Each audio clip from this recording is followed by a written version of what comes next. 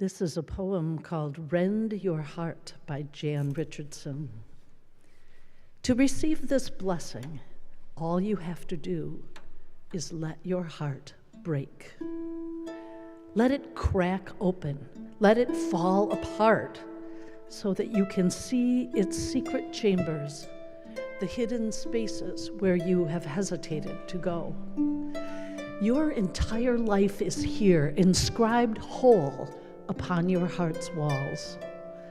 Every path taken or left behind, every face you turned toward or turned away, every word spoken in love or in rage, every line of your life you would prefer to leave in shadow, every story that shimmers with treasures known and those you have yet to find.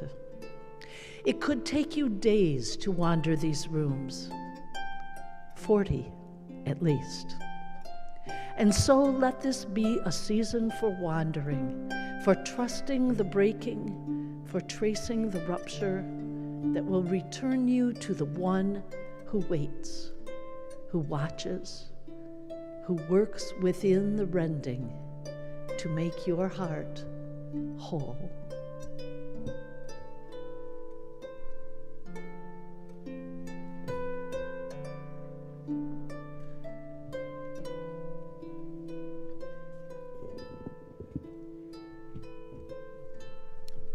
Good morning. Welcome to Fountain Street Church. My name is Reverend Christopher Rowe, and it is an honor to be with you this morning on this first Sunday of Lent, a season observed and celebrated and lifted up for Christians around the world. I know that at Fountain Street Church we have had different season and iteration of observing Lent, and so this morning we would like to offer another way of looking at it in the form of a Lent that serves the rest of us and all of us. So welcome to this special litany service in which we will have music and readings and poetry and prayers and a reflection that will hopefully bring it all together. It is an honor to be with each and every one of you this morning. You'll notice in your program that in addition to the names of the readings, there are 3 litanies, one for our inner world, one for our outer world, and one for our church. And those will take place before we have the reflection. And in each of those, they can serve as a prayer for you or a meditation for you or just a moment of contemplation. But whatever that space can provide for you, I invite you to find meaning and depth in it. I invite you to connect with your center, your core. I know that prayer and litany and meditation have different meanings for the many of us here. And so I invite you to enjoy each of those in a way that is deeply personal to you, or to enjoy the candlelight and lose yourself in the ambience of this Sunday we're sharing. It is good to be with each of you. Thank you for being part of this special service of Litany and Lent. As we prepare our hearts for this worship service, I invite you to take a breath with me, and we will be called in to worship with the choir.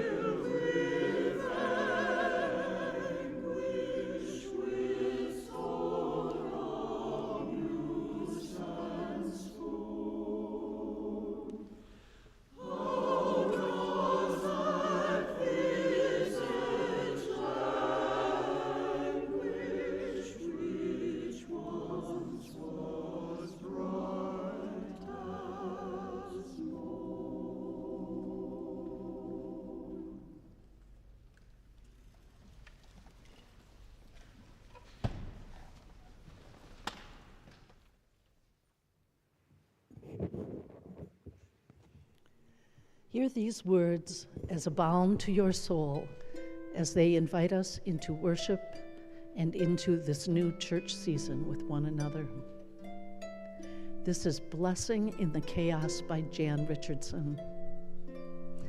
To all that is chaotic in you, let there come silence.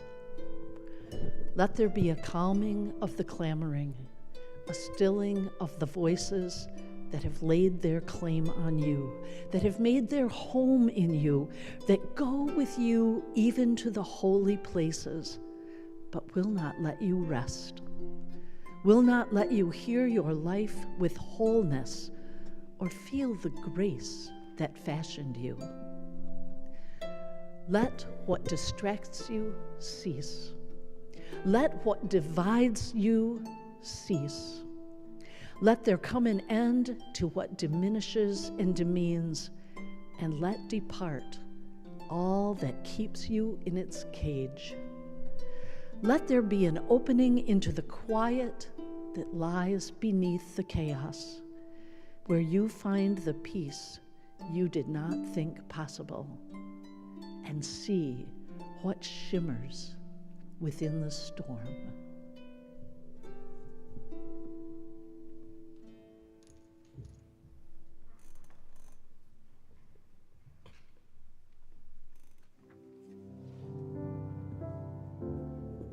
I invite you to join us in a litany for our inner world. We will be then called back by our first hymn today.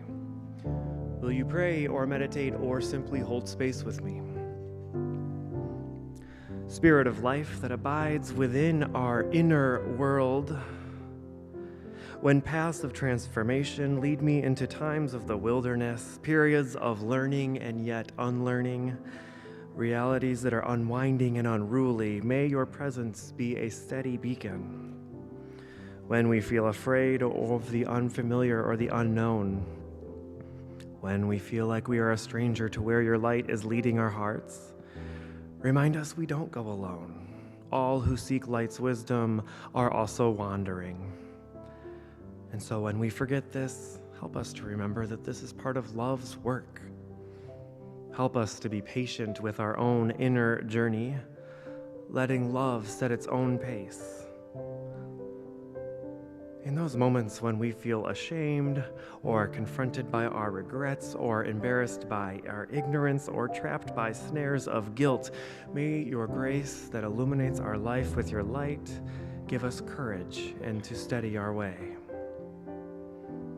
To the Spirit of love, we will turn our hearts for nourishment, remembering the simple pleasures of being alive, of being together, of being amongst this creation we live in.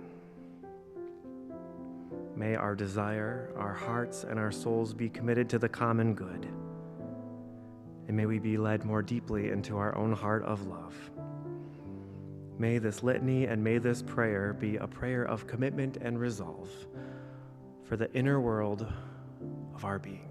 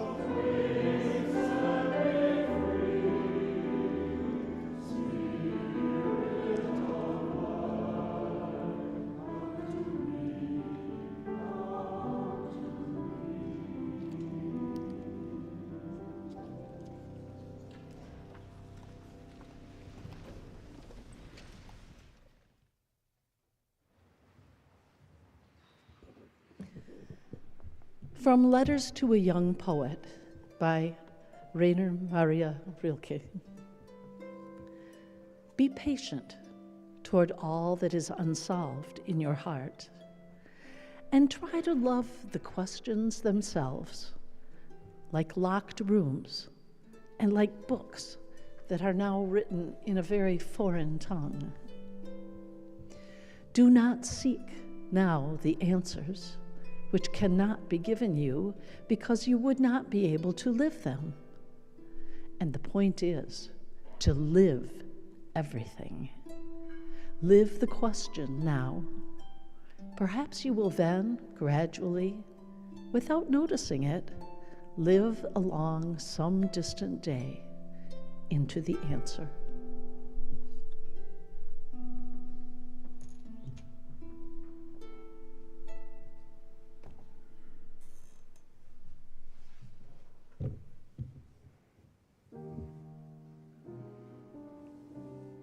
I invite you into this litany for the chaos and noise of our outer world.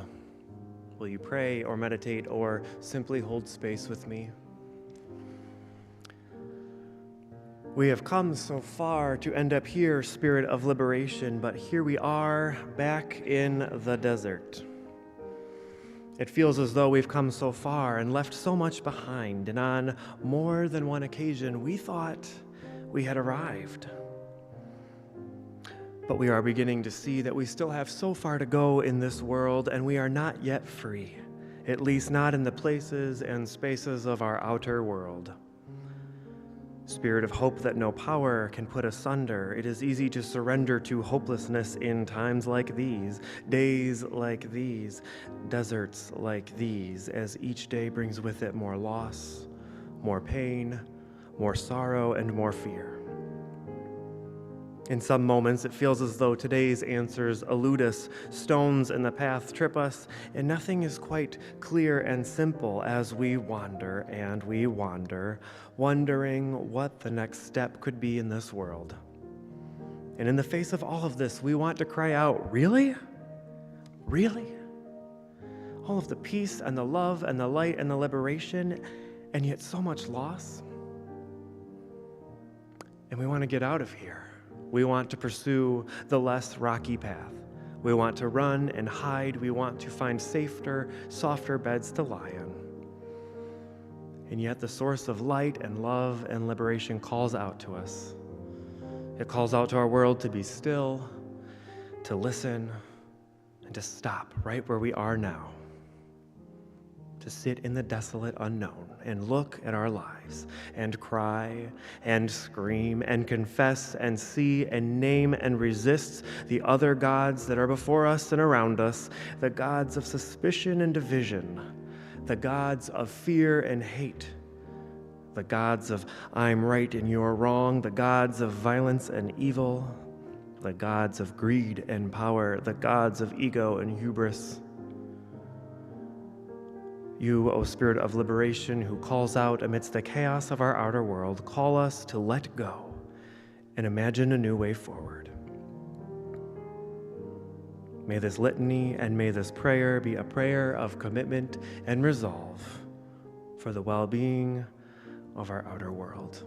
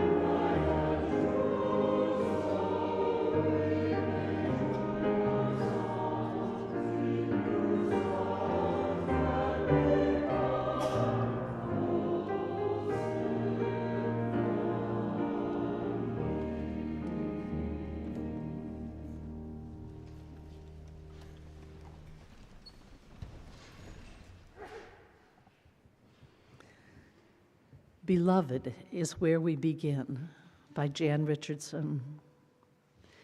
If you would enter into the wilderness, do not begin without a blessing. Do not leave without hearing who you are. Beloved, named by the one who has traveled this path before you. Do not let go without letting it echo in your ears. And if you find it is hard to let it into your heart, do not despair. That is what this journey is for. I cannot promise this blessing will free you from danger, from fear, from hunger or thirst, from the scorching of sun or the fall of the night. But I can tell you that on this path there will be help. I can tell you that on this way there will be rest. I can tell you that you will know the strange graces that come to our aid only on a road such as this, that fly to meet us bearing comfort and strength, that come alongside us for no other cause than to lean themselves toward our ear and with their curious insistence whisper our name. Beloved, beloved, beloved.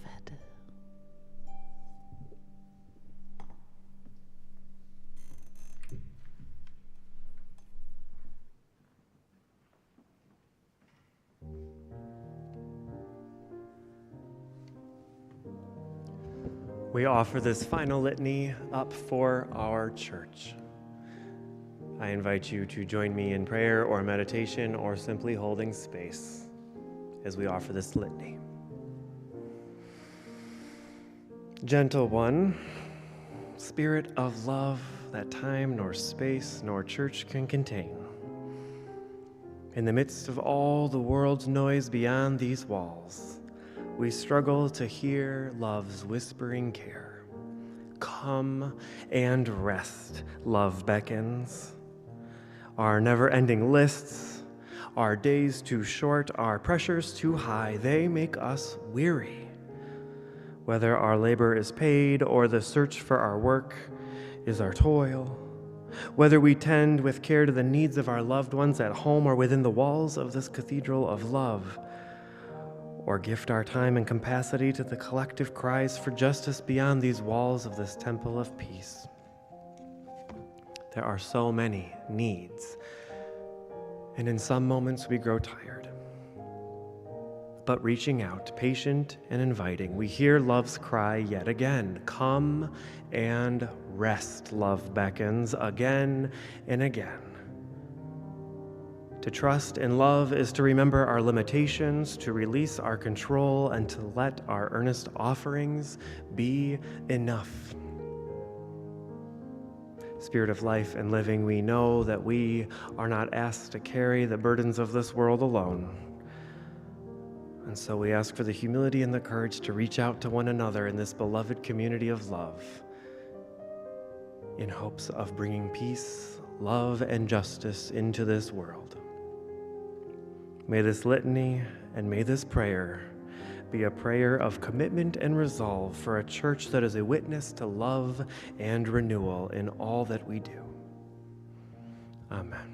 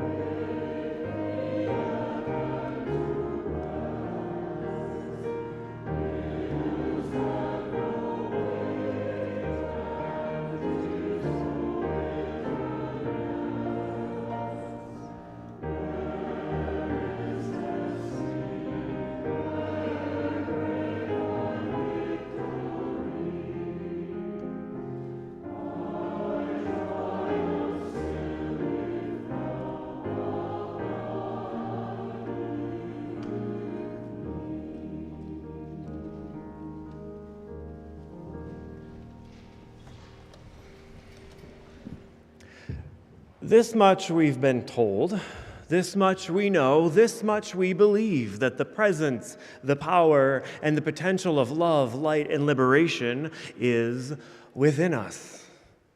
We know this because we have heard it said, as ancient and contemporary witnesses alike have prophesied, that the forces of the cosmos and the divine presence of love already exist within us. Just last week, Reverend Sal encouraged us to imagine our cosmic connection with the divine as we lifted up and affirmed that we are made of stardust, and to stardust we shall return. And we heard this ancient affirmation again being lifted up around the world as Christians observed both Ash Wednesday and the start of this holy season of Lent. Ashes to ashes, dust to dust, earth to earth, stardust to stardust, from which we have come, to which each and every one of us will return. And this observation and this affirmation actually springs forth in a season where we too have been exploring these themes here at Fountain Street Church, and even more universally has been explored by Christians around the globe in the last month or two as they prepared for this penitential season, as we heard Jesus from the mountaintop proclaiming the sacred and inherent worth of every person, proclaiming the presence of salt and life within each of us, and proclaiming the presence of the cosmos that already exists within and among our community. The world, as his early followers knew it, was being called into a new season of belonging, just as the way the world is calling us into the same. This much we've been told, this much we know, and this much we believe, and yet this much we far too seldomly embody and incarnate. Time and time yet again, you've heard this good news and this liberating truth preached from me, from my peers, and even from some of your own peers, almost at the risk of sounding trite or jejune. But the reality is that we also know that the tumult, the turmoil, and the turbulence of this world swells so loudly and radiates so blindingly that the very truth that we have been told becomes silenced in the fury and the foray, and becomes eclipsed in the chaos that moves around us. Look no further than the universal and liberating truths once taught by Jesus, and now so twisted and demented by the ills of this world that were he to return today, many of the people who proclaim to follow him wouldn't even recognize him. Because truth with a capital T is only powerful enough when you're able to hear it, much less believe it, much less veritably incarnate it, much less authentically live it. And so it bears repeating, relentlessly so, that the Spirit of God, the cosmic force of stardust, and the presence, the power, and the potential of love, light, and liberation is indeed already within us.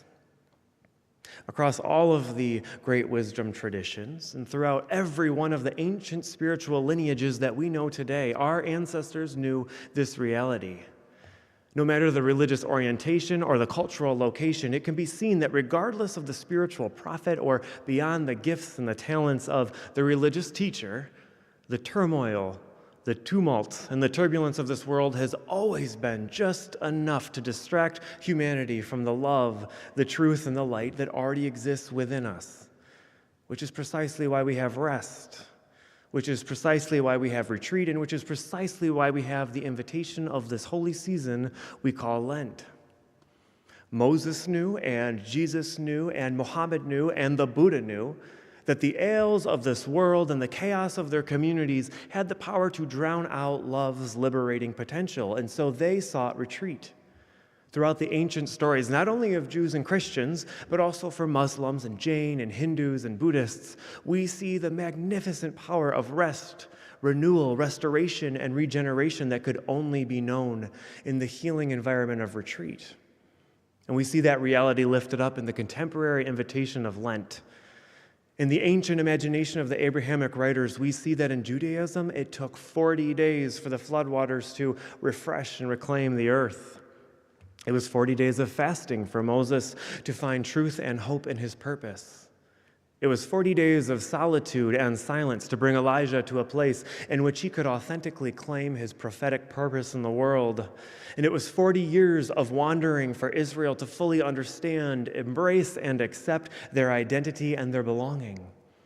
We are reminded on the dawning of this Lenten season that in Christianity it took 40 days in the wilderness for Jesus to fully know his role in the revolution, and in Islam we see that it was 40 years before Muhammad would experience Gabriel's revelation that illuminated his own role in that very same revolution.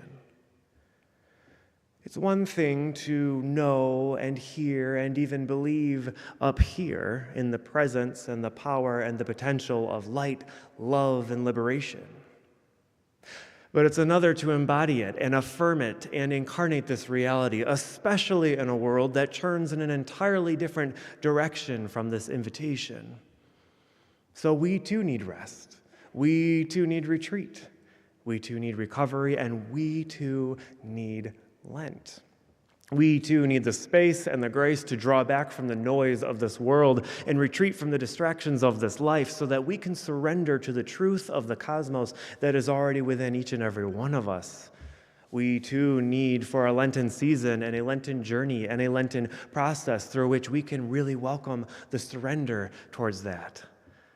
And most importantly, we too need a Lent that works for the rest of us. Because I'm not talking about Lent as a 40-day season with 6 Sundays or a process of invitation in which we are set free at Easter. I'm not even referring to a season of lamentation and repentance or an era of individual sacrifice and self-denial. I'm talking about a chapter and a season and a journey and a process in which we willingly and willfully surrender and go into the liminal spaces and the holy places in pursuit of removing the litter and the noise and the chaos and the turbulence that distracts us from knowing our full selves, our full hearts, and even the potential and the fullness of this church. Because Lent, especially a Lent that works for the rest of us, is an invitation to cultivate and co-create space that specifically is meant to get us back into our core, so that ultimately we can flourish as fully whole individuals in spite of and despite a world of turmoil, tumult, and turbulence all around us. That's the sound of the snow moving off the roof. And it's so powerful. I just want you to hold that. We need Lent, and I think we deserve Lent because we've been through a lot as a society and as individuals and even as a church. And as we seek to embrace an unknown future and an unknown world in our homes, in our hearts, and even in this church, we need to be spiritually reclaimed, rejuvenated, rested and restored in such a way that we are a more spiritually resilient and vibrant community and a spiritually resilient church. Because the work of Lent is not... Okay. Hold tight. I think, as much as I hate to do this, we should probably go outside.